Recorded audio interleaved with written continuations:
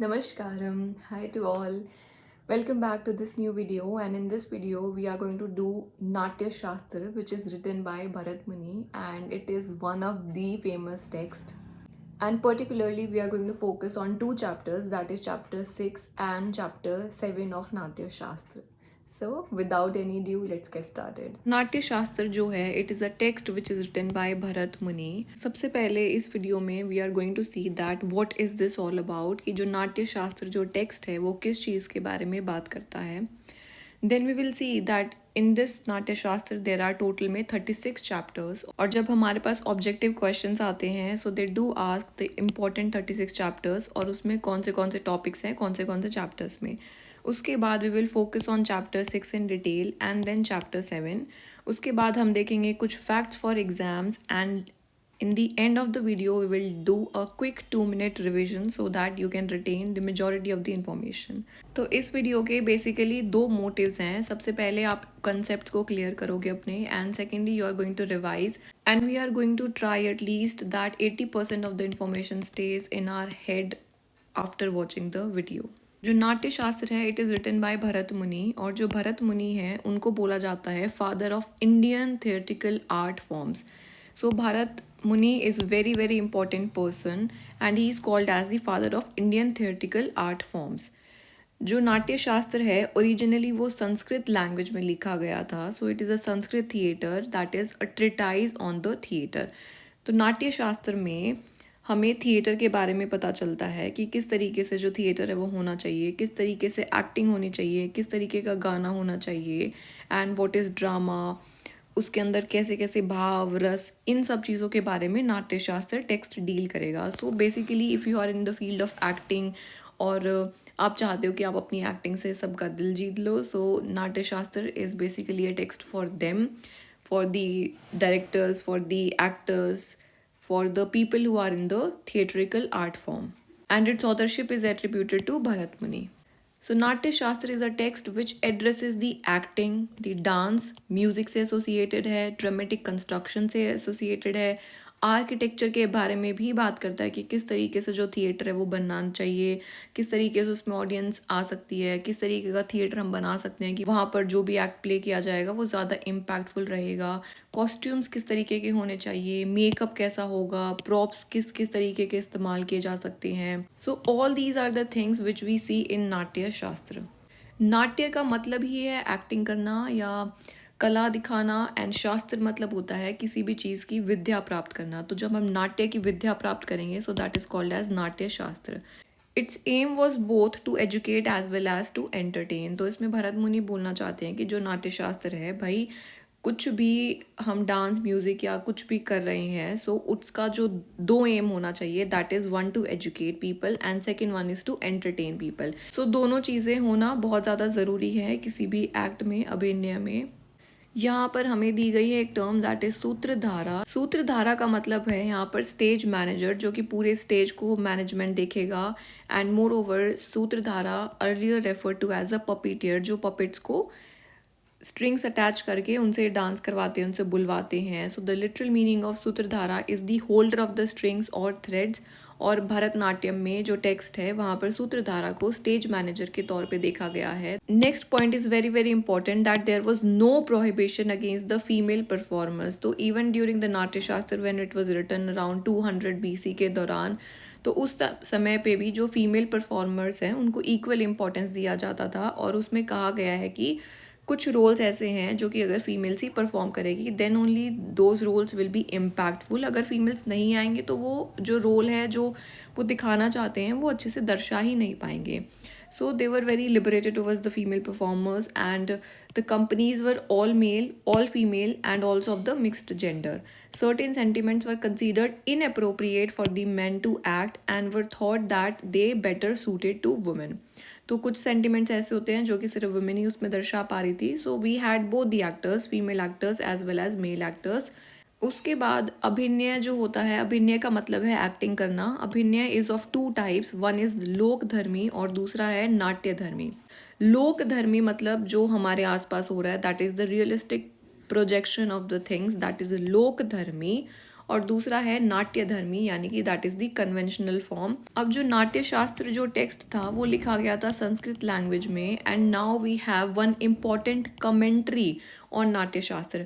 Commentary का basically मतलब होता है कि जब कोई टेक्स्ट है उसके बारे में अपनी लैंग्वेज में हम उस पर कमेंट्स डाल करके we are writing something about it, that is called as commentary. तो उसमें मेरे भी पर्सपेक्टिव होंगे। अगर मैं कुछ कमेंट्री लिख रही हूँ किसी टेक्स्ट की तो मैं उनके बारे में भी बताऊँगी कि उन्होंने ये बोला, फिर मैं उसमें अपने विचार भी ऐड ऑन करूँगी कि देखो ये का मतलब ये है, मतलब this is what I have got to learn about that, so that is called as commentary. तो ये बहुत ही ज़्यादा इंपॉर्टेंट कमेंट्री है that is written by Abhinav Gupta. तो अभिनव गुप्त एक इंसान है, उन्होंने लिखी कमेंट्री ऑन नाट्य शास्त्र, और इस कमेंट्री का जो नाम है that is called as Abhinava Bharati. It is very easy to remember. Abhinava Gupta ने कमेंट्री लिखी नाट्य शास्त्र पर जिसको हम अभिनव भारती बोलते हैं। और जो अभिनव गुप्ता हैं ये एक शिवाइट कश्मीरी फिलोसोफर थे, यानी कि कश्मीर में इनका जन्म हुआ था, so he was from Kashmir. And this is very very important, paper में भी पूछ सकते हैं कि भाई अभिनव गुप्ता ने कमेंट्री लिखी नाट्य शास्त्र पर, उसका क्या नाम है, अभिनव भारती है। तो टोटल में नाट्य शास्त्र में है 36 चैप्टर्स। कुछ वर्जन्स में 37 चैप्टर्स भी बोल रहे हैं, कुछ वर्जन्स में 38 भी बोल रहे हैं, लेकिन अगर पेपर में आपके पास क्वेश्चन आएगा सो you will go with 36 chapters. सबसे ज़्यादा आइडियलाइज्ड आंसर यही है। चैप्टर 1 जो है it deals with the origin of नाट्य, उसमें नाट्य के बारे में बताया गया है। फिर नाट्य ग्रह के बारे में बताया गया है। Worship on the stage and of gods, कि जब कोई भी नाट्य हो रहा है तो उस पे स्टेज पे किन किन भगवानों की पूजा होएगी, कौन से भगवान किन किन की रक्षा करने वाले हैं, ये सब के बारे में बताया गया है। फिर उसके बाद तांडव के बारे में बताया गया है जो कि शिवा परफॉर्म करते हैं, पूर्व रंगा। एंड चैप्टर 6 और 7 बहुत इंपॉर्टेंट है, तो simply they can ask you कि चैप्टर 6 में क्या है, रस से डील करता है, और चैप्टर 7 जो है वो भाव से डील करता है। और भाव का मतलब होता है सेंटिमेंट्स, आर इमोशंस, मेरे भाव क्या हैं, so that is sentiments. Next chapter it deals with the acting of subordinate parts of the body. फिर उसमें अभिनय of the hands, major limbs, किस तरीके से मूवमेंट होगी।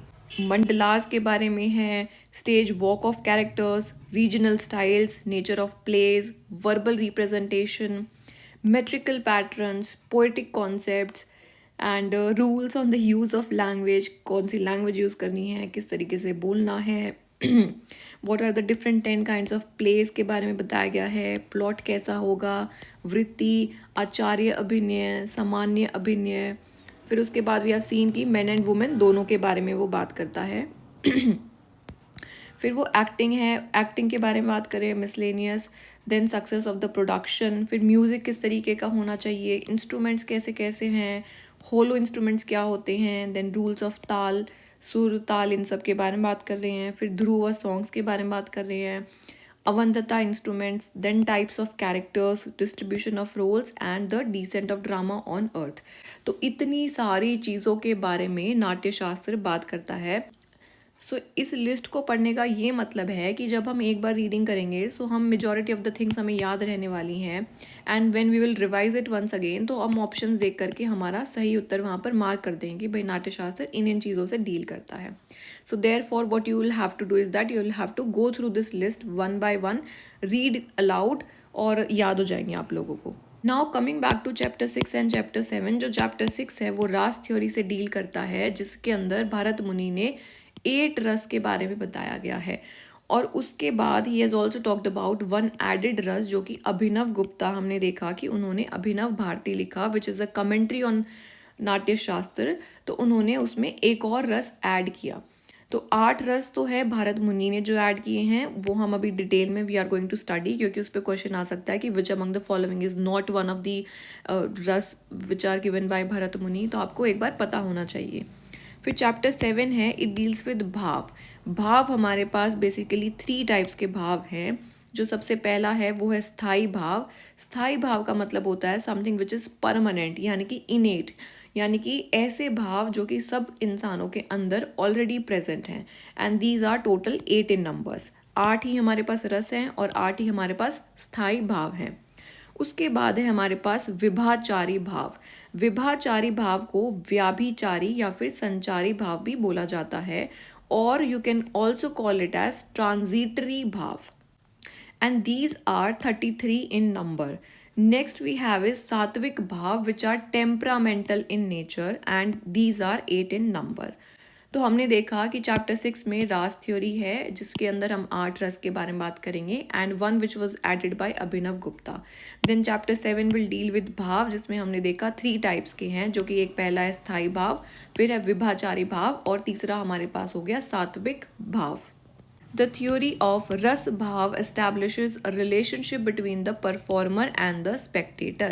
जो हम रस और जो भाव के बारे में बात करेंगे so it establishes a relationship दर्शाता है between the performer जो एक्टिंग कर रहे हैं और जो spectators हैं जो उस दर्शन को जो उस नाटक को देख रहे हैं.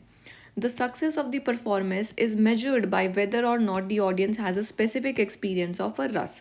और अगर जैसे कि कोई एक्टिंग है जिसमें कोई बहुत ज़्यादा इमोशनल सीन है और अगर हम देखते हैं कि जो ऑडियंस है वो भी उस एक्टिंग को देख करके बहुत ज़्यादा इमोशनल हो रही है तो इसका मतलब we are going in the right direction, हमारी एक्टिंग बहुत ही परफेक्ट है. The spectator becomes the vital participant in the play. इसका मतलब ये है कि भाई जो स्पेक्टेटर है जो प्ले को देखने के लिए आए हैं वो सिर्फ मूक दर्शक नहीं है, वो ये नहीं है कि वो देख करके बस चले जाएंगे. अगर आप उनमें रस और भाव उत्पन्न ही नहीं कर पा रहे हो then that means that it is a failed movie और it is a failed theatre या फेल्ड ड्रामा है. Bharat Muni has called the human soul as Bhav Jagat, that is the world of emotions. In Natya Shastra, it is said that bhavs by themselves carry no meaning in the absence of ras. तो सिर्फ भाव का होना कोई meaning नहीं लेकर आता है इन दी एब्सेंस ऑफ रस, यानी कि भाव कुछ ऐसी चीज़ें हैं which will lead to the emergence of ras. Ras is the emotional response the bhavs inspire in the spectator. Ras is thus an aesthetically transformed emotional state which is experienced by the spectator. तो जो भाव हैं वो एक इंसान में एक Spectator में रस की अनुभूति लेकर आएंगे और तभी जो स्पेक्टेटर है वो उसका मज़ा ले पाएगा. Ras is accompanied by the feelings of pleasure and enjoyment. Such emotions tunes the perception of the spectators and they create atmosphere of empathy and make people more sensitive. जब भाव आएंगे तो भाव से रस की उत्पत्ति होगी और जब रस की उत्पत्ति होगी तो हमें एम्पैथी फील होना होगा, तो हम एम्पैथी फील कर सकते हैं, हम ज़्यादा सेंसिटिव हो सकते हैं and it will also open up the mind of the spectators. जो स्पेक्टेटर्स है जो देखने के लिए आए हैं किसी भी चीज़ को या किसी भी प्ले को तो वो बहुत ही ज़्यादा अलर्ट अटेंटिव होकर के बैठेंगे, बहुत ध्यान से सुनेंगे और उनकी जो ध्यान है वो भटकेगा भी नहीं. भरतनाट्यम में अभिनय को 4 तरीके में दर्शाया गया है. दैट इज़ अभिनय इज़ ऑफ 4 टाइप्स. पहला जो अभिनय है वो है सात्विक, that is temperamental in nature. Second one is Angika मतलब फिजिकल इन नेचर एंड वाचिका जो है वो वर्बल इन नेचर है और आचर्य इज़ ड्रेस और मेकअप. तो ये सारी चीज़ें हमें अभिनय के अंदर चाहिए होती हैं. वन इज़ द टेम्परामेंटल कि हमारी मानसिक दशा कैसी है, that is sattvik temperamental. Angika is the physical movements that the actors and actresses are going to do. Vachika हमारा बोलने का तरीका कैसा है. और चौथा है कि हमने किस तरीके की ड्रेस और मेकअप कर रखा है. मोर ओवर नाट्य शास्त्र टॉक्स अबाउट दैट जो सात्विक अभिनय है it is very important kind of abhinaya because it shows the highest level of actors identification with the character. सात्विक अभिनय जो है वो हमारी दिमागी स्थिति को दिखाएगा कि एक्टर की कि वो टेम्परामेंटल में है कि नहीं, वो रोल प्ले कर पाएगा कि नहीं, उसने वो सब चीज़ें इमेजिन करी, उसके साथ जो जो हुआ है तभी वो उन चीज़ों को अच्छे से दर्शा पाएगा. सो इसीलिए जो सात्विक अभिनय है वो सबसे ज़्यादा उसको highest level of actors identification माना गया है. बॉडी मूवमेंट और जो ड्रेस वगैरह हैं या फिर जो जिस तरीके से वो स्पीच डिलीवर करेगा अपने डायलॉग्स वो सारी चीज़ें सेकेंडरी हैं. सबसे जो इम्पोर्टेंट हो गया वो हमारा सात्विक टेम्परामेंटल हो गया, दैट इज़ द सात्विक अभिनय. तो रस का मतलब है लिटरली द जूस और द एसेंस और test and rus is something that evokes an emotion or feeling in the reader of an audience but it cannot be described. वो हमें सिर्फ फील होगा जो रस है किसी भी चीज़ में, we are just going to feel it and it cannot be described in words. रस are created by भाव, that is the state of mind. तो अल्टीमेट एम क्या है कि जो भाव हैं वो सारे रस की तरफ लीड करेंगे. यहाँ पर एक छोटा सा एग्जाम्पल है जैसे कि rasa is the feeling of pleasure which arises from reading, listening to poetry और वॉचिंग अ ड्रामा. कि मैं कोई भी पोएम पढ़ रही हूँ सपोज और उस पोएम में बहुत ही ज़्यादा कुछ इमोशनल बात की गई है तो वो जो लाइन्स हैं उस पोयम की, वो पढ़ के मेरे मन में क्या आ रहा है, उन लाइन से भाव उत्पन्न हो रहा है एंड अल्टीमेटली वो जो भाव है वो मुझे एक रस की तरफ लेके जा रहा है, that is I am feeling very happy and very sad at the same moment. तो वो रस हो गया, ठीक है। भाव छोटी छोटी चीज़ें मिला करके बड़े रस की तरफ मुझे लेकर के जा रही है।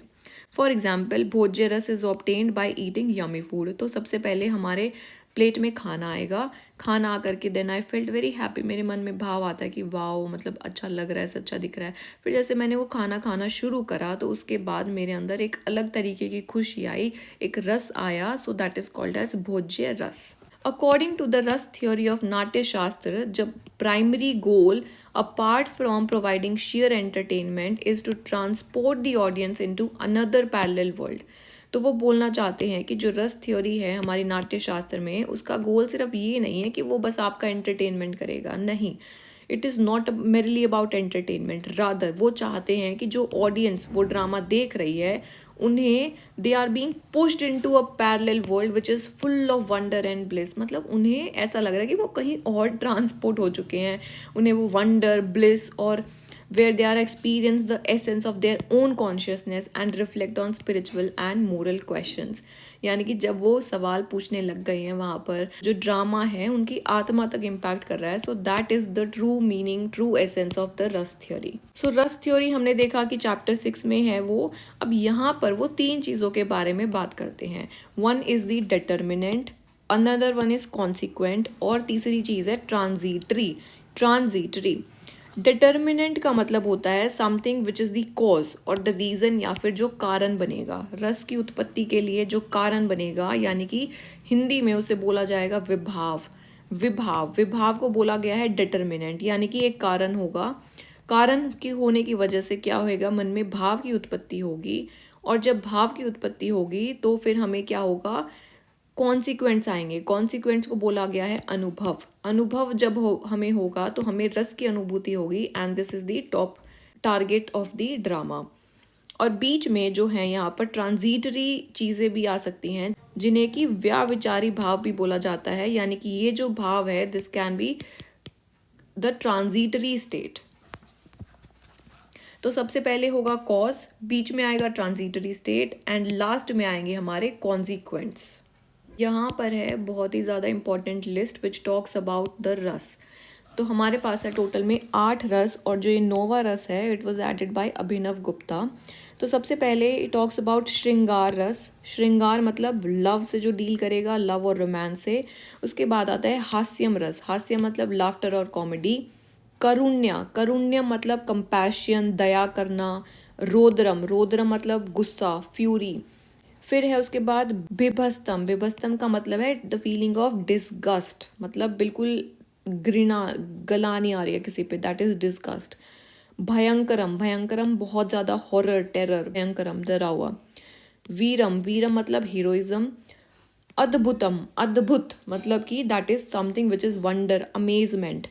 And the last one was shantam rasa, और संतम रस का मतलब है पीस और ट्रैंक्विलिटी।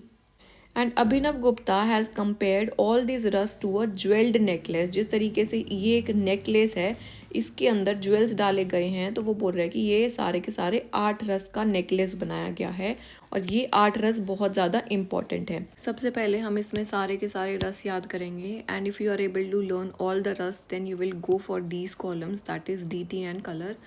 इतने ज़्यादा इंपॉर्टेंट नहीं है, they might not even ask the questions from this, but these rasa are very important for you to remember.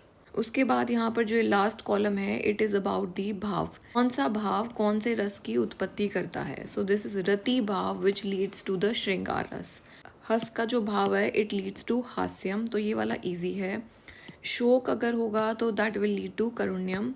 क्रोध वाला रुद्रम हो गया, एंग्री वाला। जुगुपसा that is bibhatsam, that is the feeling of disgust. फिर भय वाला हो गया भयंकम। एंड उत्साह, उत्साह is heroism. Vismaya is wonder and amazement, and this will lead to adbhutam. और जो लास्ट वाला जो है this was added by Abhinav Gupta. Abhinava Gupta interpreted the rasa as the stream of consciousness. तो जो अभिनव गुप्ता है उन्होंने रस वाली थ्योरी को बोला that this is the stream of consciousness, He then went on to expand the scope and content of Ras spectrum by adding the ninth रस, that is the शांत रस, जो उन्होंने ऐड किया। और उसके बाद उन्होंने जो शांत रस है उसको बोला कि that this is the ultimate rasa and is called as the summum bonum, यानी कि सबसे ज़्यादा श्रेष्ठ और जो इम्पोर्टेंस दी जाएगी that will be given to the ninth rasa, the one of the tranquillity and piece.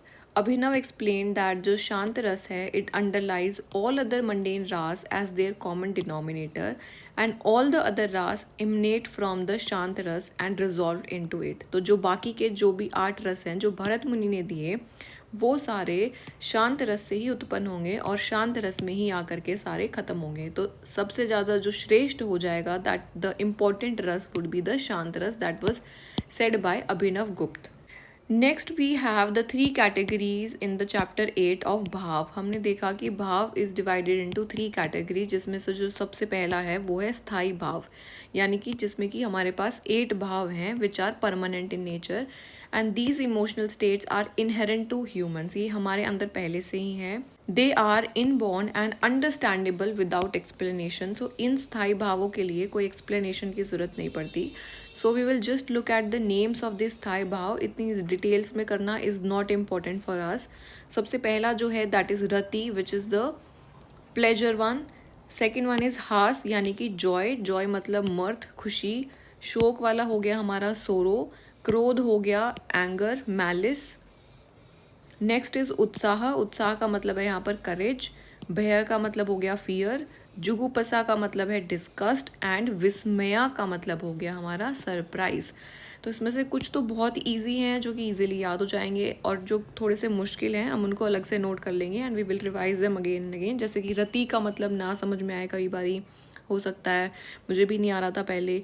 जुगुप्सा, इसको बार बार रिवाइज करना पड़ेगा, दैट दिस मीन्स डिस्कस्ड। बाकी सारे इजी हैं क्योंकि वो हिंदी में भी हमने वो शब्द सुने होते हैं। नेक्स्ट इसके अंदर है हमारे पास ट्रांजिटरी स्टेट्स यानी कि विभिचारी या संचारी भाव या फिर व्याभिचारी भाव।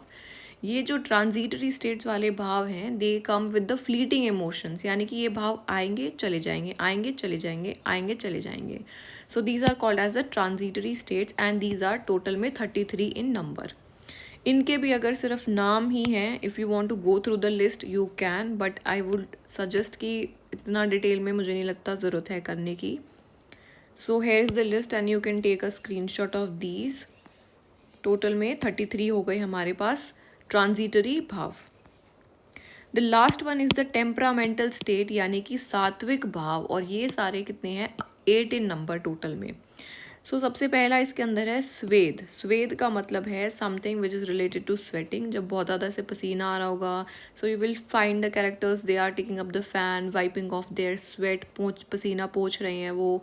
ब्रीज दिखाई जाएगी कि ठंडी हवा बह रही है। सो दिस इज़ द स्वेद भाव। फिर है अगला है स्तंभ भाव। कोई इंसान बहुत ज़्यादा जब शॉक में चला जाएगा so will see that the person is standing like a pillar, या इनएक्टिव स्टेट में है, या वो स्माइल ही नहीं कर पा रहा। सो दिस इज स्तंभ भाव। नेक्स्ट इज कंपा या फिर vepathu, and this bhava is related to quivering, throbbing and shivering, wiping the eyes from tears and shedding tear incessantly. अश्रु, अश्रु का मतलब भी वही है, बहुत ज़्यादा रोना धोना। के बाद है विवर्ण्या। विवर्ण्या मतलब है alteration of the colour of the face, जब चेहरे के रंग बदल जाएंगे। रोमांच वाला हो गया, बहुत ज़्यादा थ्रिल वाली कुछ चीज़ है, so that will lead to goose bumps. Next is swar bhed. स्वर भेद मतलब जो हम बोल रहे हैं तो हमारा जो स्वर है वो ठीक से ना निकले, दैट इज स्वर भेद यानी कि ब्रोकन एंड चोक्ड वॉइस, इंसान रुक रुक के अटक के बोल रहा है, बात कर रहा है। और सबसे ज़्यादा खतरनाक है प्रलय। प्रलय का मतलब है कि सबसे ज़्यादा डेंजरस स्टेट हो चुकी है, इंसान मोशनलेस भी हो सकता है। The person can also fall on the ground and fall unconscious. So this is प्रलय। ये सारे जो भाव हो गए हमारे सात्विक भाव हो गए, these are 8 in number. Now we will just look into some facts about this which can be asked in the paper। नाट्य शास्त्र संस्कृत में लिखा गया है। रास थ्योरी जो कि हमने चैप्टर 6 में देख ली। फिर इसके बाद the thing that you will have to remember here is जो भरतनाट्यम है, जो हमारा क्लासिकल डांस है, it is originated from the rasa theory जो कि आचार्य भरत मुनि ने दी, and plus it is also related to Abhinaya Darpan जो कि नंदीकेश्वरा का वर्क है। These two things have led to the origin of Bharatanatyam जो कि हमारा क्लासिकल डांस फॉर्म है। More over you will also keep this in mind कि जो नाट्य शास्त्र है वो बेसिकली ज़्यादातर ड्रामा और पोइट्री पे फोकस करेगा, क्योंकि उस टाइम पे जो नोवेल्स है या प्रोज राइटिंग है वो इन्वेंट ही नहीं हुआ था। तो उनका जो मेन मकसद है दैट वाज ऑन ड्रामा। और ग्रीक में भी जब हम सिविलाइजेशंस में हम देखते हैं कि सबसे पहले जो है ड्रामा ही ओरिजिनेट होता है। ये हमने देख लिया ऑलरेडी कि उसके अंदर 36 चैप्टर्स हैं। डॉक्टर मनमोहन घोष ने इसका इंग्लिश ट्रांसलेशन पब्लिश करा इन द ईयर 1950। ईयर कोई बात नहीं, याद रहे ना रहे, बट डॉक्टर मनमोहन घोष नाम याद रह सकता है।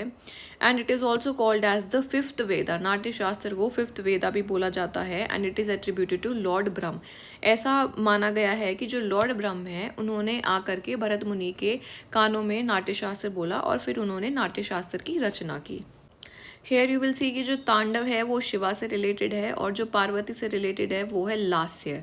लास्य कौन सा डांस फॉर्म है जिसमें कि सॉफ्ट फीलिंग्स दिखाई जाएंगी, so that is lasya related to Parvati. उसके बाद यहाँ पर है 4 भगवान जो कि अलग अलग इनकी रक्षा करने वाले हैं। जो इंद्र हैं वो है हमारे हीरो के रक्षक, सरस्वती हीरोइन की रक्षा करेंगी, ओमकार विदूषक की रक्षा करेंगे और जो बाकी सारे कैरेक्टर्स हैं उनकी रक्षा के लिए शिव है। तो इंद्र और सरस्वती यू कैन रिमेंबर, ठीक है। Indra is the hero and Saraswati is the heroine. Next यहाँ पर ये वाली कमेंट्री हम ऑलरेडी देख चुके हैं। अभिनव गुप्ता ने जो कमेंट्री लिखी दैट इज अभिनव भारती।